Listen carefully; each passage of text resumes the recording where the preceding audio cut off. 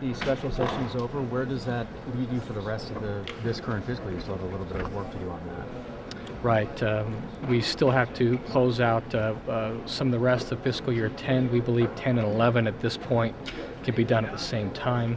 The time-sensitive matters have been resolved as a result of the special session, meaning 3 of the 5 bills. So the referral, which is really a fiscal year 11 issue, the replacement lottery, the lottery securitization, sale leaseback, all had very short time frames. And those have been resolved, and that was a chunk of fiscal year 10. And then we addressed the remaining shortfall, including additional cuts for 10 and a K-12 rollover for 10. And all of that can be done at the same time of fiscal year 11. How close are you to having something on the 11? I think we're getting really close. We've been working very closely with the Senate, using the governor's budget proposal as a base of operations, if you will, and we continue to meet with the Senate both on a leadership level and a staff level, and we hope to be moving in an expedited fashion. Do you have any major departures from the governor's proposal so far? Short answer to that is no, in our opinion. Okay. Still got a big... Any minor departures from the governor's proposal? Well, I don't want to get into to that right now because I can't, but because we'll be meeting with the governor's office. They have sort of our rough drafts, if you will, based upon her budget. But I will tell you that there is a lot of common ground relative to the governor's budget proposal. Is the plan still to do the rollovers that you tried to do here when you combine the two together, the 10 and 11? Is that still that $450 million still? Yeah, there's still whether it's the rollover or some other mechanism, obviously it has to be done.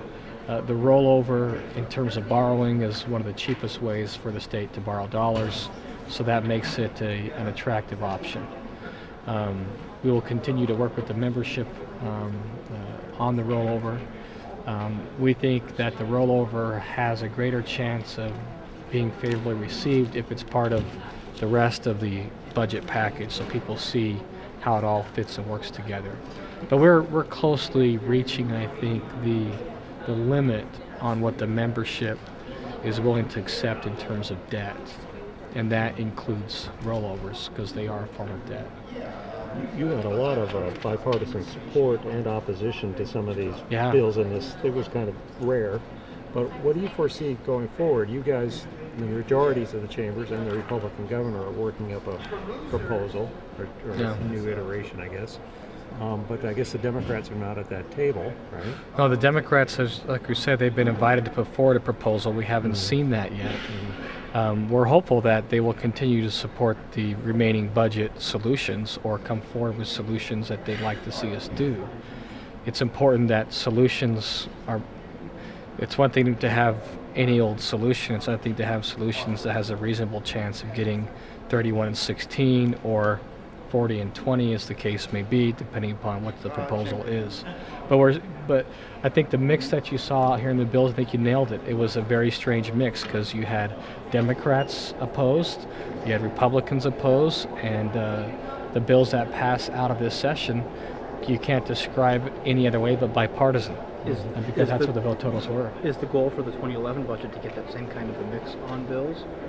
Or is I think there's this misnomer that we're only looking for Republican-only budgets. That's not the case at all. We're looking for responsible budgets that make tough choices and that address the long-term fiscal crisis. We haven't seen that type of option in terms of the rest of the budget from the Democrats yet. They've been invited publicly, privately. Hopefully they'll come forward with something, but at this point it hasn't happened. What's your read on how willing enough of your members are to make those responsible choices you refer to, some of which involve real pain? I think they've been making it. I mean, we had 22 Republicans that made a very hard choice to let the voters decide on the sales tax referral. We had Republicans that made the very difficult choice of additional debt.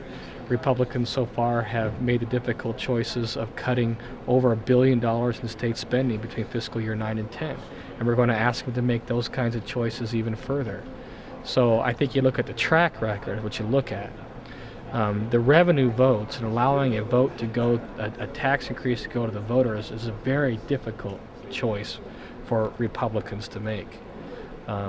And they've made those, they have a track record of making tough choices, and I expect that will continue. We really don't have any easy choices. I mean, everything left is hard. What changed from yesterday that allowed you to adjourn the special session today when you couldn't yesterday? We had never planned on adjourning the special session yesterday. That was never even discussed between the Senate and the House prior to our adjournment. So I think there was maybe a lot of smoke but no fire there. But there, as you saw here on the floor today, there was really no issue with the sine die. When did you recognize that you weren't going to be able to get the Senate to budge, to get what your members wanted on that? Well, I spoke with Senator Burns this morning. We had also had communication staff to staff. We're disappointed they didn't move. If I have a disagreement with Senator Burns, it's that the House did complete its labors in the special session. We passed out all the bills. We didn't pass them. We didn't pass the last one out in exactly the way that they sent it over. That's a pretty common practice in the legislative process.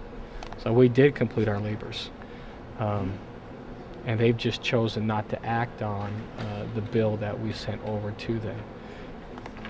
No harm, no foul. We still have the opportunity to work on the rollover bill, the jobs bill. I think what you saw was an expression from the House majority of how important the jobs deficit is, as well as addressing the state's budget deficit. On the rollover bill, how long do you have? It's a good question. I think it's probably debatable, but certainly sometime into late March. Because it's an April payment, right? It's an April payment. Yeah. Okay, my understanding Members, is we're going to try to get started with our cow training. you still make an April payment, but it's reduced, and that's first the impact. Exactly. Okay. Yeah. So there's still a time buffer that we have to meet there, but the other bills literally had to be done by next week. Even the bonds, to have enough time to get them out to market in time to impact this fiscal year, they had to be done right away. So given that you expect to maybe do the rollover with the 11, that has to be done. The rollover has to be done sometime in March. Should we expect that maybe you'll have a budget plan to start voting on sometime in March? Yes. Mr. Yarbrough said 2 weeks. You guys would have something up. I think we need to move as fast as we can, and it is within the realm of possibility that we could do that. There's a lot that can go wrong in the process. So obviously we're very much aware of that, but I think what you have to understand is we're treating February like it's June, and we are moving quickly. And we've already been holding small group meetings with our caucus in tutorial on the budget. So we are moving quickly, and we must move quickly.